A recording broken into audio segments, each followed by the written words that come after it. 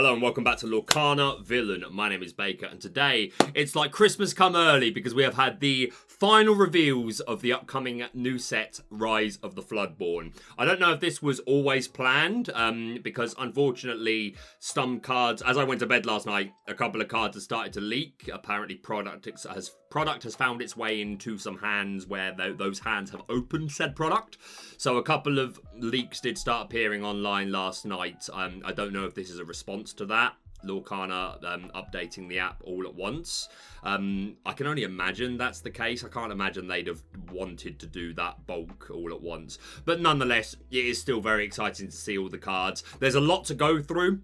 I do want to fit it all into this one video because we've only got a couple of days left until Rise of the Floodborn. I'm going to be playing events over that weekend and like come Monday I'll be like covering events and between now and then I want to get out a couple of other videos to do with other things, so I want to make this all one video. It might be slightly longer but there'll be less distractions, less bursting into song, but yeah, some cards I may glaze over a little bit more than others. Again, this is all just first impressions, but there's a lot to get through, so let's jump right in. First of all, we have Arthur, trained swordsman, 4-cost inkable with a 4/3 stat line and 2 lore pips. Love the art. Love to see another Arthur card. You can only imagine we're going to get a Floodborn. I imagine it's going to be in Emerald. It could be in Amethyst, but I imagine we're going to get King Arthur as the Floodborn for this. But yeah, beautiful art. In terms of its playability, 4/3 line for a 4-cost, 2 lore pips. I'm probably not expecting this to, I mean, maybe over Hans, possibly. There's a world that immediately sees play in just Emerald aggro, but again, all decks are going to change so much based off Rise of the Floodborn. It's kind of hard to tell. Like, even if you see a card which you think, oh, this is an upgrade to something which is already commonly played, that might be squeezed out anyway just by the abundance of new cards that we've got. So potentially, but we'll see. Next up, we've got Beast, Selfless Protector. This card's just kind of hilarious. 6-cost inkable with a 2/8 stat line, a big bulky boy, and the ability Shield Another. Whenever one of your other characters would be dealt damage, put that many damage counters on this character instead. So, for my own thoughts, and I've done a little bit of research, like, this works pretty much for anything. You can challenge your own guys into the opponent and Beast will take the hits, or if they challenge into you, he'll grab your... I'm not 100% sure of how that is going to work. Like, if you have a board of characters, smaller characters and then Beast, then you get grab your swords. I think he just takes as much of the damage as possible until he's banished, and then whatever's left will still go around your field. Don't quote me on that. It's just my initial thought. I need to confirm that because it's still so new, but nonetheless, this is such a unique ability to come to the game. Obviously, like, it reminds you of Bodyguard, but yeah, this is fantastic. Yeah, this will absolutely see play, and like, I think this is actually one of the most exciting steel cards, and that's among a lot of other exciting steel cards. So yeah, love this. Next up, we've got Binding Contract. Love to see this. My man Hades getting some more representation. I think he's first in Amethyst. But yeah, 4-cost uninkable item and the ability for all eternity. Exert the Binding Contract and then exert one of your characters. Exert chosen character. So immediately this makes me think of, like, Elsa had use in Amethyst decks because it was good for shifting, but like, she was also just really good for that ability to exert the opponent. There's also, like, the Amethyst card Freeze, which can do the same. But Elsa was obviously stronger because it's a body and you could potentially shift onto her. And you could redo it every turn as long as the Elsa was, you know, staying on the board. This, don't get me wrong, we are getting some more item removal. So it's not perfectly safe.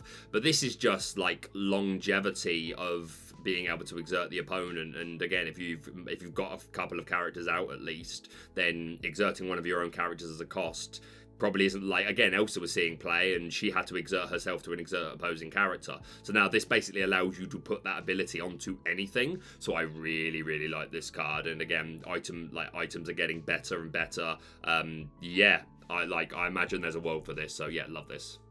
Next up, we've got, is it Boon? It's Ray the Last Dragon, but not one I've seen, so I may be killing that. My apologies. But we have a 2-cost inkable, 2/3 stat line. I'm pretty sure this is identical to the Donald that we've already got. So not a lot to say here, and not a character I know well. But this is really beautiful art. So yeah. Next up, something very interesting. You had to know we were always going to get more Broom cards. As soon as we saw Wayward Sorcerer Mickey, you had to know that wasn't going to be just for the Brooms in that. And indeed, we have a Dreamborn Industrial Model. So cool. 3-cost Inkable, 2/3 stat line with the ability Make It Shine. When you play this character, chosen character gains resist 1 until the start of your next turn. So obviously there's some great Broom loops here that you can get off and give a character like loads of resist because they will stack until the end of your opponent's next turn. So yeah, that alone is interesting. I don't think it's as good as the Amethyst Broom, but just having more Brooms in general to work with that Wayward Sorcerer Mickey, who you've got to know is going to get a Floodborn of his own. Like, he's too much a signature of everything that's been going on.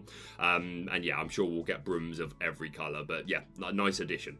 Next up, we've got Sardine Can, a very unexpected surprise, but very well received from the Rescuers, and the ability Flight Cabin. Your exerted characters gain Ward. This is really good. Ward is strong. We all know that how strong Ward is.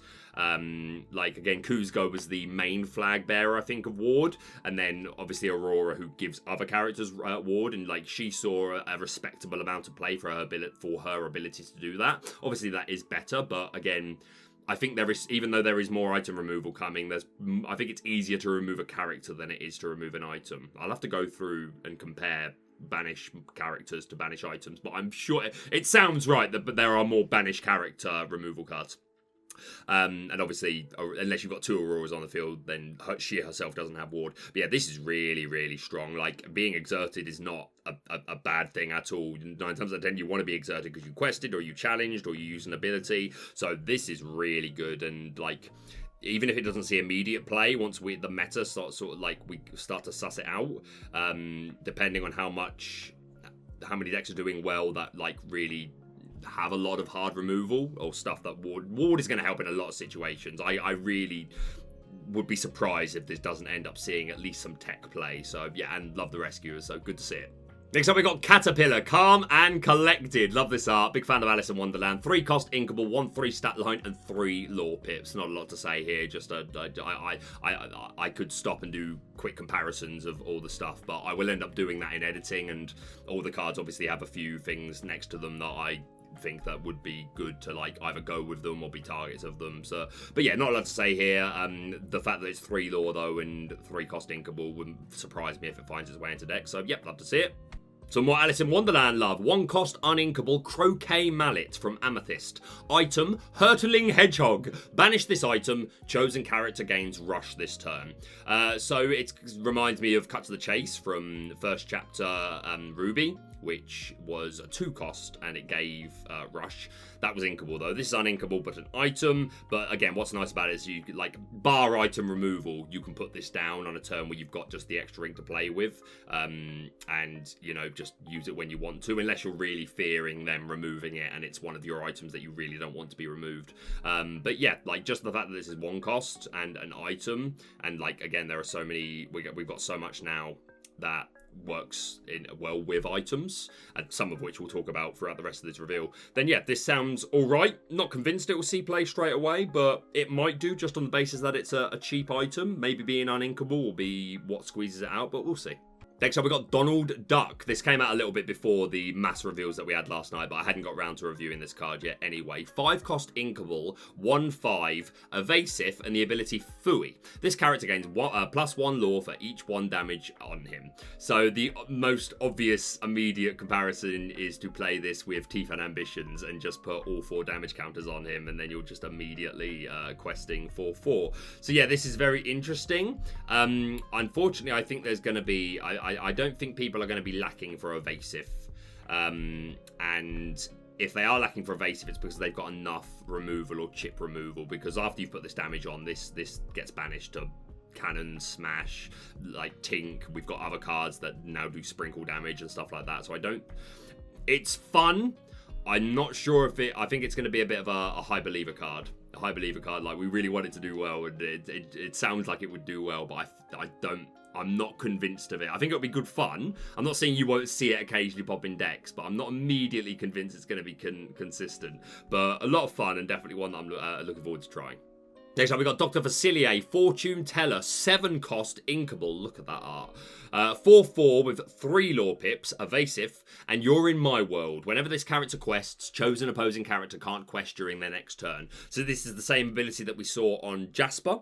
Obviously, the difference being that we're also evasive. We quest for more. We're a little bit bulkier and hit a bit harder, and most importantly, we're a much higher cost.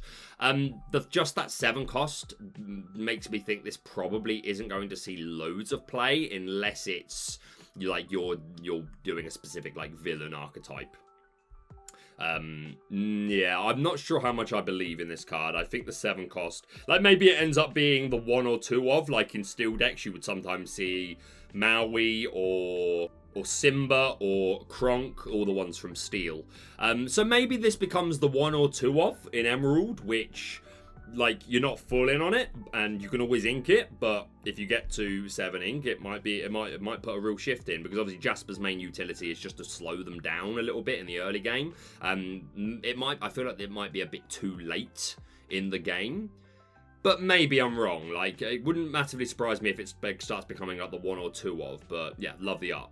So we got Duke Weaselton, small-time crook, 2-cost Inkable from Sapphire, 1/2 stat line, 2 lore pips and ward. The 2 lore pips for a 2-cost Inkable and ward sounds good. Again, we need to see how the meta develops and if Sapphire playing with just an aggressive lore build, like questing build, is the preferable way to play Sapphire. My prediction it's not going to be. I might be wrong. But who knows, just ward and the low cost lore and 2 lore pips may squeeze this into some decks.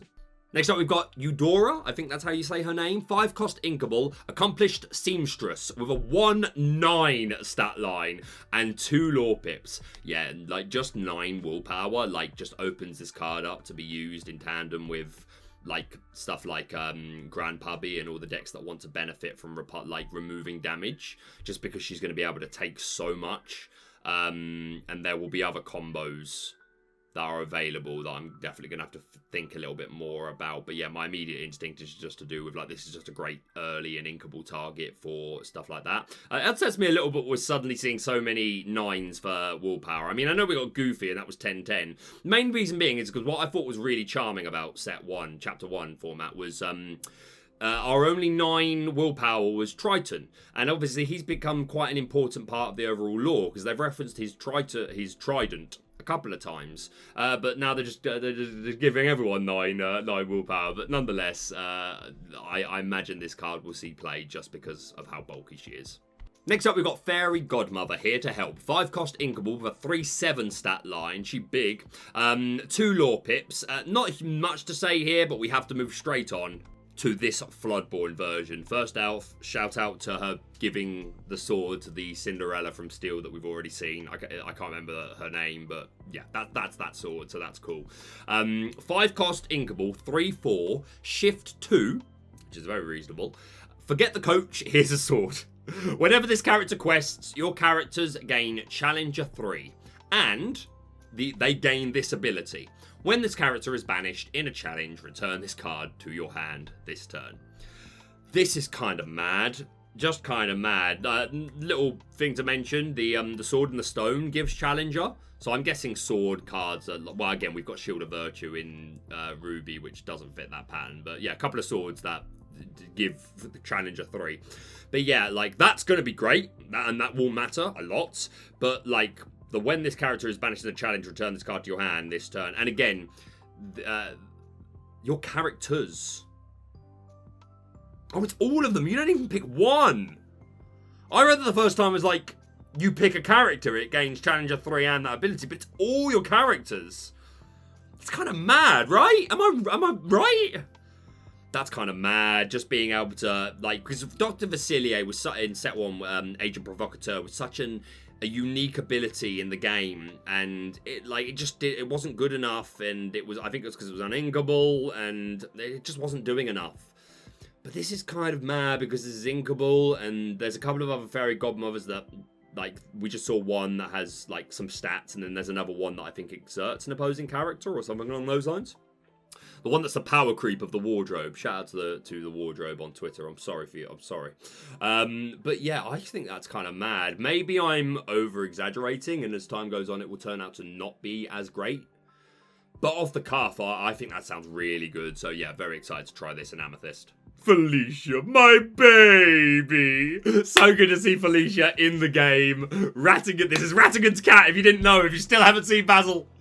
Always hungry, Dreamborn ally, reckless, can't quest, must challenge each turn. 1 cost inkable with a 3/1 stat line. So we're now seeing it the other way. I think we've got some we've got some 1 costs with the 1/3 stat line. Now we're seeing it the other way around. I think reckless is very reasonable to put on a stat line like this for a low cost.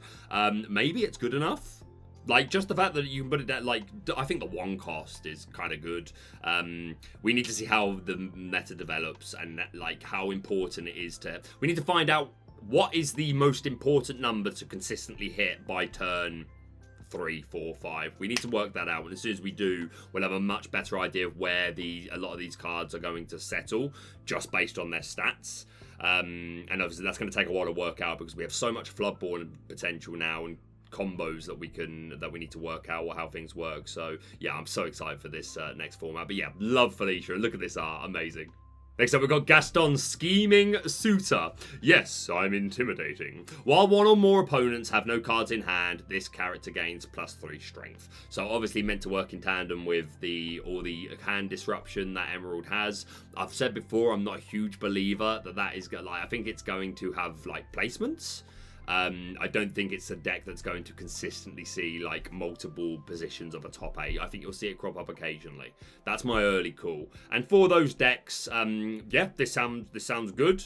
Yeah, I need to build a version of that yet and work out if I think this naturally falls into place in there. But I am, like... Again, obviously, it's meant to work with it, but if it's worth playing over other options. But off the cuff, I imagine it is. Being able to go to 4/3 for a 2-cost inkable sounds alright. So, yeah, love to see it. Next up, another Gaston, Baritone Bully. This is me prepping to record, if I was buff. 3-cost inkable, 3/3 with Singer 5. So, obviously, this immediately houses in comparison to Spectacular Singer, because other than the fact that she's 1 strength lower, she...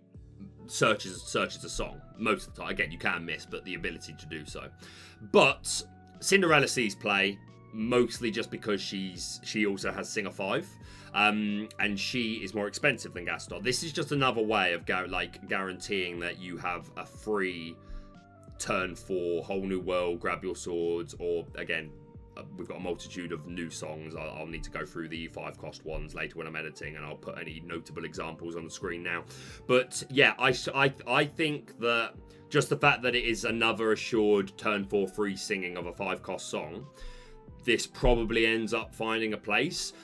It depends on because maybe it finds a place along with Cinderella. I doubt it, because like it tended to be like a 4/2 or 4/3 line of Ariel to Cinderella.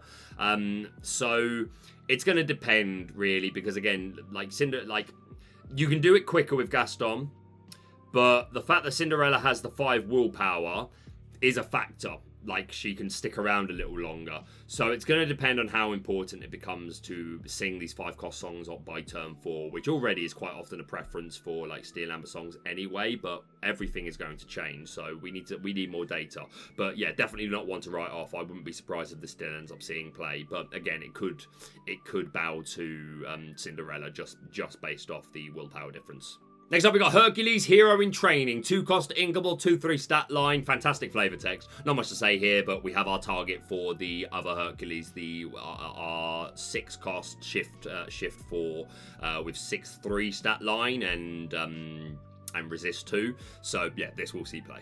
Next up, we've got the action Hold Still, 2-cost inkable, remove up to 4 damage from chosen character. This probably only sees play in decks that specifically want to benefit from playing actions. So you think of like the Minnie Mouse in Ruby, who gains lore based on actions. There's a couple of other characters, like there's at least one other character that we will come to which benefits from actions being played.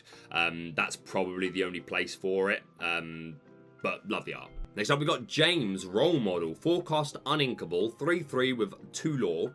When this character is banished, you may put this card into your inkwell, face down and exerted. That just sounds really good. yeah, it sounds really good. Like, but do you play it over Tala? Do you play it with Tala? Not sure off the bat, but just that ability is, I'd say, unique. Kind of unique. Again, it's Grandma's ability, but again, it's a rare ability, so it might find its way into decks just for that, and the fact that it's a bit bulkier and can quest for more. Like, so it kind of demands an answer quicker than Tala does.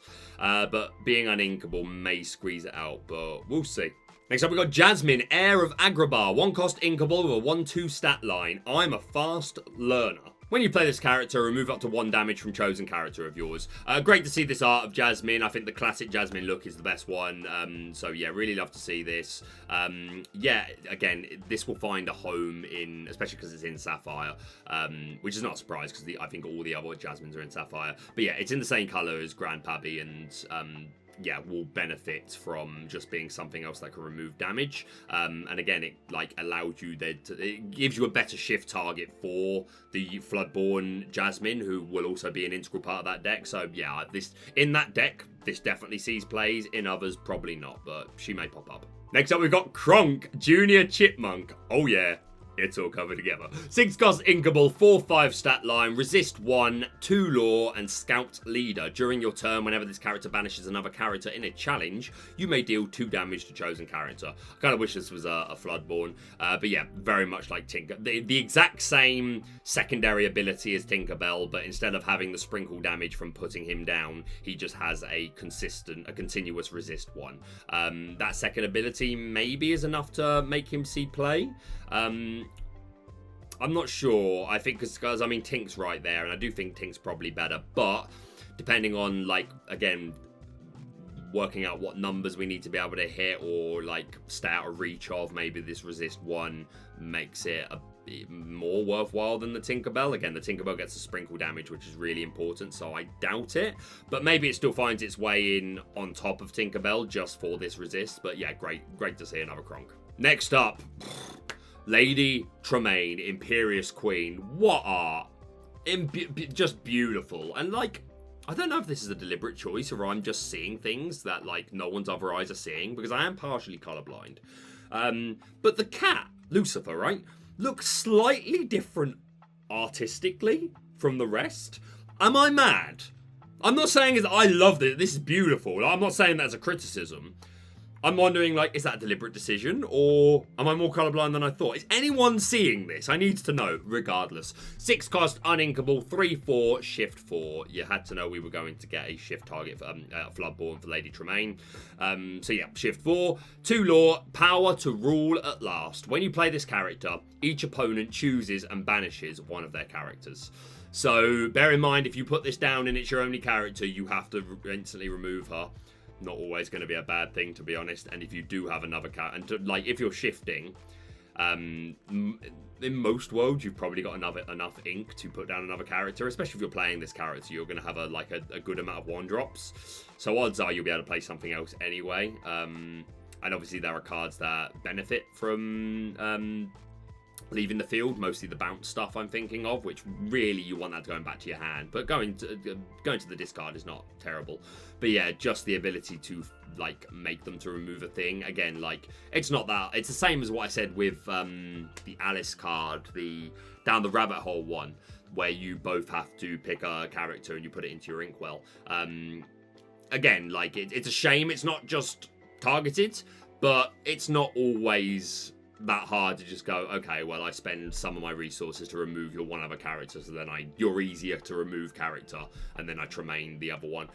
Yeah, really like this. Fantastic card. And let me know, am I only the one that's seeing the cat, like, in slightly different art? Next up, we got Lawrence, Jealous Manservant, 3-cost inkable, payback. While this character has no damage, he gets +4 strength with a 0/4 stat line and 2 lore pips. Yeah, I'm pretty sure this will end up seeing play. Because again, like, he will always have the 4/4 line, like, for at least your first turn, until it gets to a point where it gets to their turn, and even then, by that point, his ink will be dry, so he'll be readied, and they could have a chip card or something, but I think more often than not, you're going to get use out of this. Again, depends how important it is to be able to hit that number by, like, because you put this down turn 3, you're hitting 4 turn 4, so we're going to have to see how the meta shifts, but one to keep an eye on. Maurice's Workshop, resisting the temptation to talk about, like, lore-based stuff, like, to do with Lorcana's story, but love this. But item, looking for this. Whenever you play another item, you may pay 1 ink to draw a card. This is fantastic. I think this is, like, I don't know how good item decks are going to be from the second set, but if, like, whatever chance it has, this is going to be one of its major contributors. Especially you think we got the Porpsicle and the I forget his name, the guy that goes with that. I haven't seen Zootopia, but yeah, things like, yeah, this is pretty good. Like, and only having to pay 1 to draw the card. Yeah, I love this. Next up, we got Madam Mim, Merlin's rival. So excited for this. 5 cost Inkable, 2/5 stat line with 2 lore pips. You can shift for 3. And the ability Gruesome and Grim, which is exactly the same as the song card of the same name. You exert her, play a character with cost 4 or less for free. They gain Rush. At the end of the turn, banish them. They can challenge the turn they're played. So there's some great, like, you can put this down turn 3 because there is a 2 cost Madam Mim. You would have to put down a character turn 1, so that on turn 2 you can put down, I think it's Madam Mim Snake, but you have to return another character to your hand to play that. So you return the 1 cost, then on turn 3 you can put this down. And then I think one of the perfect worlds here really is that they have something that you could challenge into by this point, which is realistic by turn 3. And then you go Merlin Rabbit, so you put him down, draws you a card, Rush, hopefully takes them out, maybe by turn 3. It might be that he falls short because there's a 2/3 stat line. And then either he gets taken out from that challenge and then you draw a card off his effect, or he gets removed based off this effect. But yeah, this is great, and it's just going to open up, like you need to look at all the 4 costs and just see what this opens up to you. And again, this is going to be something that we may really need to do. When I did my reveal for the most diabolical scheme, I talked about the thing that's going to potentially bring that into meta and make it important is just how important it becomes to be able to just hard remove certain things early game. And that with this, by turn 3, you can for free play a 4 cost. And again, it has Rush, and there are, like, ways of challenging ready characters and all sorts of unique abilities that we can get to pop off here. So this is fantastic. Really excited for this card. Next up, we've got Mulan, Free Spirit, 3 cost, 2/3 stat line with 2 lore pips and support. This is just a perfect target for our Floodborn Mulan, who obviously works with songs. So yeah, not much more to say here other than it's our perfect shift target, but the support will come in handy. Again, it's something that we can recycle with, is it Dragon Gem? I was going to say Dragon Treasure, but that's a Yu-Gi-Oh card. But yeah, the one that lets you recycle things with support. So yeah, strong chance this sees play. Next up, we've got Namari, Nemesis, 4 cost, uninkable, 3/3 stat line. This shouldn't take long. Exert, banish this character. Banish chosen character. Again, going back to Yu-Gi-Oh! This kind of reminds me of Exiled Force, which was just a you destroy yourself to pick a card and destroy it, a monster and destroy it. Obviously this is slower because you have to wait until you can exert. But yeah, it's just a hard 1-for-1. So that alone, I really like this. It's uninkable in Ruby, which is really struggling, which quite struggles to for uninkables as it is, especially because it's normally played with Amethyst. But again, there's going to be more combinations with Ruby with all the new cards we've got. So yeah, I wouldn't be surprised if this sees play just so that you can get value, because it, like, 4 cost isn't bad for being able to just remove anything. A tad slow, but yeah, I wouldn't be surprised if it sees play. And again, still Villain Princess like the one we looked at the other day. So yeah, love to see it. Next up, we got Nana, Darling Family Pet. 2 cost Ingable, 1/3 stat line, 1 lore pip, and Nursemaid. When you play a Floodborn character, you may remove all damage from chosen character. So much support for, like, for Floodborns in general. So many cards that will give you effects for playing Floodborns. So they're really pushing this, which, big surprise. It's one of the best selling points of the game, I think, and the name of the second set. Yeah, this will mostly benefit if it's being played in tandem with those cards that benefit from removing damage, whether it's Grandpappy in Sapphire or the Shift Rapunzel in Amber, same color as this. So yeah, but then again, it still may not be warranted, but it'll be interesting to see if it's worth her popping up in that deck. One day she'll see play. Floodborn Nana, give it to me! Another character from Raya, is it Noi? Orphaned Thief, 2 cost inkable with a 1/2 stat line, 2 lore pips, and the ability Hide and Seek. While you have an item in play, this character gains resist 1 and ward. That's pretty interesting, especially because it's in Sapphire, which is where most of the item support is at. Yeah, interesting. Would it be too much to have hoped for this to have Evasive as well? Would that have been just a bit too far? I'm not convinced it would have. I think he would have been fine. As it is, unsure. Because it's only him that gains a resist 1. Again, ward is strong, but this isn't commonly going to be something you really want to target down. 2 Lore Pips is okay for a 2 cost. Don't know. I'm not convinced straight away, but good to have you. Next up, we finally see Pain. Another one where it's fantastic to see the arts lining up lovely together with Pain and Panic and making a bigger picture. I really hope that the Hades we eventually get, it won't be this set obviously, but the Hades that we eventually get in Emerald, I really hope it continues to line up. And who knows, maybe it continues to go further and further right. And it reveals more of the story. Like, maybe Hades is there with, like, a couple of other villains and they're, like, plotting a plan. Ooh, I'm calling it now. But yeah, we got Pain, Underworld Imp. 2 cost Inkable, a 1/4 stat line. Coming your lugubriousness. That's it, lugubriousness. While this character has 5 strength or more, he gains +2 lore. So obviously we've already had the Panic, which has got I can handle it. When you play this character, chosen character gets +2 strength. If the chosen character is named Pain, he gets +4 instead. So just having these two next to each other does just immediately make Pain a 3 ink character. Not sure if it's going to be enough. I really want to see some more Pain and Panic support. I hope the Hades we eventually get is something that continues to build on this. Like rewarding you for having them all in play. I think it's probably a bit of a meme. Maybe I'm wrong. I'd love to be wrong because I'd love to see these guys see some play. But I'm not sure it's going to be enough. Even if you don't play with Panic because he's uninkable. There are other ways to get this strength up. Panic's probably the best one. I'm not convinced it sees play, but I hope they do. Next up, we've got Pete, bad guy. This is the other perspective of the card, cut to the chase. Just saying. 5 cost Inkable, the 3/4 stat line. So good to see Pete, my man. Pete has Ward. Ward is always good. 2 lore, and then 2 abilities. Take that. Whenever you play an action, this character gets +2 strength this turn. So that's pretty cool. Again, like anything that wants to benefit off of actions, then this is one of your go-tos to add to that deck. And yeah, I'll have to have a look at all the actions available in Emerald and the potential partners. But yeah, I can imagine there's some pretty cool combos that we can get off there and easy ways to get that strength up and benefit from the action. And the ability Who's Next. While this character has 7 strength or more, he gets +2 lore. So just playing 2 actions gets you to that 7 strength. Which then, again, you're really diverse. You can either use that 7 strength to its full ability and...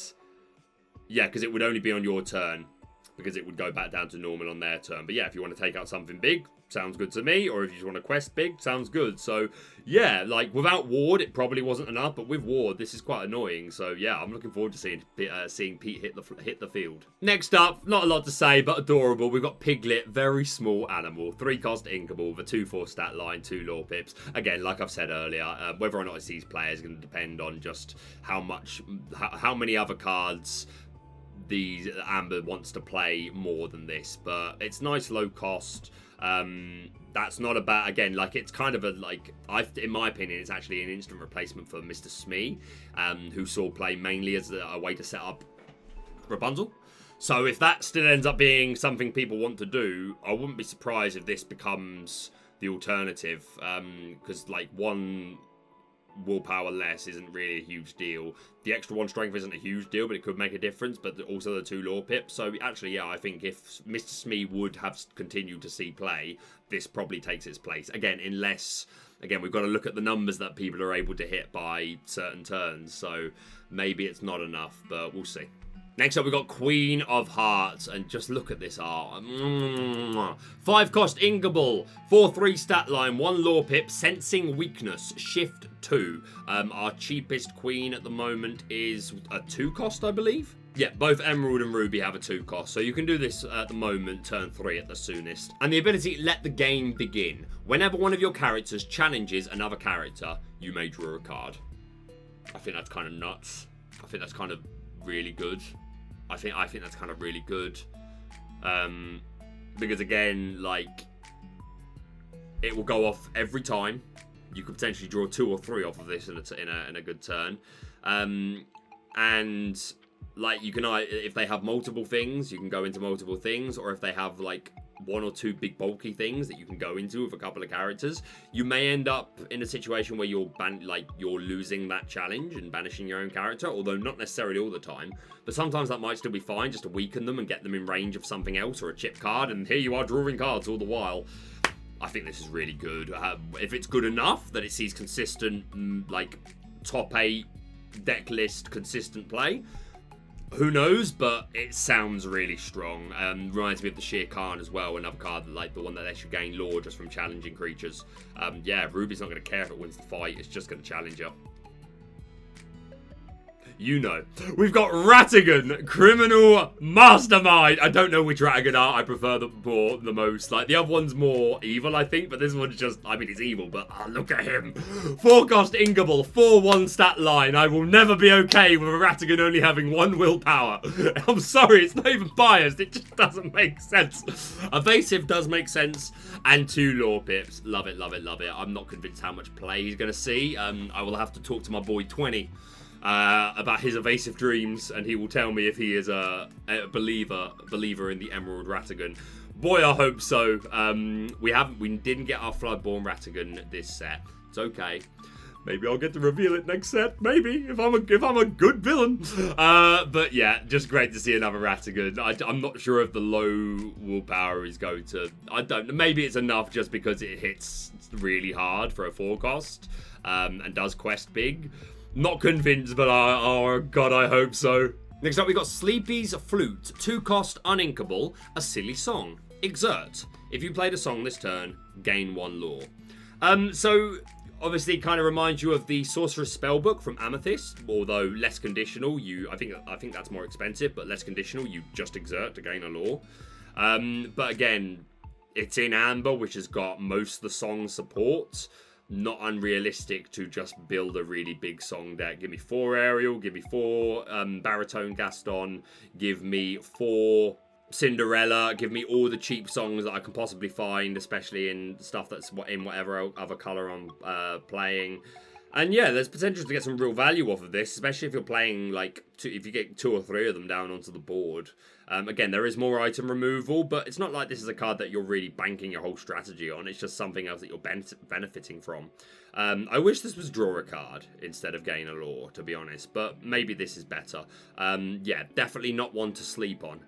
Sorry, I'll see my way out after this review. Next up, we've got Snow White, Well-Wisher. Everyone predicted we were going to get a Floodborn for her, and she's probably most likely for getting an Enchanted. 6 cost, uninkable, 3/5 stat line, shift 4 onto one of our other Snow Whites. 2 lore pips, and wishes come true. Whenever this character quests, you may return a card from your discard to your hand. So Snow White was already going to see some play with the 7 Dwarves, at least until we find out how good the 7 Dwarves are, but 7 Dwarves will see play regardless, I think, because I think they're going to be one of the best budget decks. So this Snow White was probably always going to see play anyway. Like, it would have taken a really bad ability for it to not to. But this is one of the best abilities we have in the game. We don't have a lot of recycle. We have Hades. We have the Dragon card that I mentioned not long ago in Amber. We have Part of Your World, the song. And I'm sure we'll get more and more. But, like, yeah, just being able to, like, do it every time you quest. Like, deal with me. I'm going to keep recycling my resources and gaining card control. This is fantastic. Next up, we've got the Queen, Regal Monarch, a 1 cost Inkable, 2/2. Who'da thunk it? It's good. Next up, we've got a Tiana with, look at this art though, like, amazing. 5 cost Inkable, 5/3 and 3 lore pips. Yeah, I'd be very surprised if this doesn't enter Evasive Dreams decks. So yeah, love to see it, and oh, what an incredible art. Next up we got What Did You Call Me, which I'm obviously thrilled to see. 1 cost Inkable, chosen damage character gets +3 strength this turn. So we've mentioned a few cards that gain that benefit from having their strength raised. We've talked about cards that benefit from you playing actions. Some cards do both of those things in one. Ruby already has a couple of things to, like, it's got Teeth and Ambitions where you can self-damage, and there'll be something else that I'm missing off the top of my head, but it's probably on the screen right now, and we'll only get more. I don't think this sees play straight away unless it becomes really important to be able to hit a certain number by a certain turn, and it's easy enough to get that self-damage. Not sure, but definitely one to keep an eye on that may crop up just because it's low-cost Inkable and it does have the ability is strong. It's just a little bit situational, but it may be exactly what we need. Like, you think back to cards like Megara from Emerald that saw play just to fit basically a singular purpose. So yeah, keep an eye on this one. Next up, we've got Winnie the Pooh, Having a Think. Love this art. 3 cost Inkable, 2/3, 2 lore pips, and Honeypot. Whenever this character quests, you may put a card from your hand into your inkwell face down. Doesn't have to be Inkable. It's been confirmed by Steve Warner. Settled. I'm seeing a lot of talk that this is an instant replace for Mickey, and I do get the perspective because, like, Mickey's obviously uninkable, which, like, same cost, so does, like, put this slightly ahead. It does slow you down a turn, because even though on turn 3, when you use Mickey to put a card into the inkwell, it goes there face down. So you can't benefit from that until turn 4. In this situation, you put this down turn 3, turn 4 you quest, but then it's still going down face down. So I think, like, that is quite a distinct difference, plus obviously the difference that this is requiring you to use a resource from your hand, whereas Mickey is the top of the deck. Obviously there's pros and cons to both of that. Like, you're losing a hand resource in this situation, but you have more control over what it is. Mickey, like, doesn't cost you a card in hand, but it's something random from the deck. So, like, there are pros and cons both ways, but I think just the fact that Mickey's the turn sooner may, like, I don't think this is an instant replace. It might be an addition. I think it's an addition, but I don't think it's an instant replace Mickey. But again, it depends how quickly Sapphire decks now want to be able to, like, have a certain amount of ink to play with. It may be that, like, waiting until turn 5 is enough, especially if before this turn you've done things like 1 jump ahead. So definitely a card that will see play, but I don't think it's an instant replacement for Detective Mickey. And finally, there may be 1 or 2 I've missed. Apologies if that's the case, but I'm sure they'll come up again if they are that important. We have Yzma, Scary Beyond All Reason. 6 cost Inkable with a 4/4 stat line. Shift 4. We have 2 Yzmas at the moment, both in Amethyst. There may be more, but we have 2 targets for this one. 2 lore pips and Cruel Irony. When you play this character, shuffle another chosen character into their player's deck. That's player draws 2 cards. This is really good because of how diverse it is. Not because this is a similar effect at all. Again, I'm going to reference Yu-Gi-Oh! But there was a card, well, I think it's actually still sees play. No. It's called Book of Moon. And it was a quick play spell card, meaning you play it on your turn or your opponent's turn. And it was simply target a monster and put it face down. And it was just so diverse because you could use it in defense to stop your opponent attacking, or you could use it to make an offense for yourself to put them face down and take their defense number into consideration and be able to take them out, or just based on your flip effects, like cards going from face down to face up. Basically, my point being, it was just a very simple but really versatile card, and that's the first thing I think of when I look at this, because it can be just I need to remove this threat enough that I don't care about them drawing 2 cards. But it's going to let you recycle your cards, like your big come into play effect stuff. If you're Ruby Amethyst, then your Maleficents, your Ursulas, your Elsas, and whatever color you're playing with. So all of that. It's also going to trigger a lot of the Amethyst bounce stuff that, like, when it leaves the field, but now, like, it goes back into the deck, so you can still later reuse that Merlin Goat. Like, you put down the Merlin Goat, you gain a lore. The next turn, or the same turn, you're then able to put this down by shifting onto one of your other Yzma. Put the Goat back into the deck, you'll gain the extra lore, but now it's still there that I can easily use it again later, and I don't have to worry about recycle. This is really good. I'm a strong believer in Yzma. Scary Beyond All Reason. And there we have it for the complete set review of Rise of the Floodborn. I may have missed a couple along the way. I don't think many, though. I think we've done most of the big ones. We have it all. It is now time to start prepping, building decks, testing. My plan is to hopefully play a couple of events this weekend for Rise of the Floodborn. We will see. There are a couple. There's an event. I'm not able to go to the one in Liverpool, but there's a big one in Liverpool on the Sunday, which I'm going to hopefully be able to get the information for and start like posting top 8 deck lists for tournaments, because it's already like next week it's all gonna kick off. Like there'll be very consistent videos. That's the plan anyway. Thank you so much for watching. Please let me know down in the comments which card from this set that we've gone through you are the most excited for, and let me know what deck in general you're most excited to play in chapter 2 format. Once again, thank you for watching. Hit the subscription button if you're brand new, hit the like button to show your support, and we'll see you soon.